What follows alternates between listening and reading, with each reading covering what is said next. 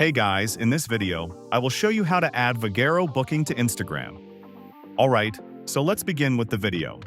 First, launch the Instagram app on your mobile phone and make sure you are logged in.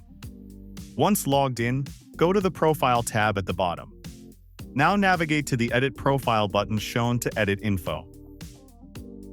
Next, tap the Category option and choose a category from the list that suits your profile best. Head back to your profile and tap Contact option. You can add public business information using the given options. The contact info make it easier for people to take action from this button.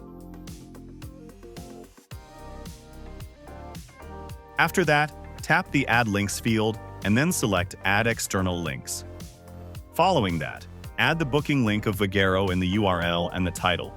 So that's basically how you can add Vagaro booking to Instagram. So that's all for this video. Consider subscribing if you find it helpful, and I'll catch you in the next one. Thanks.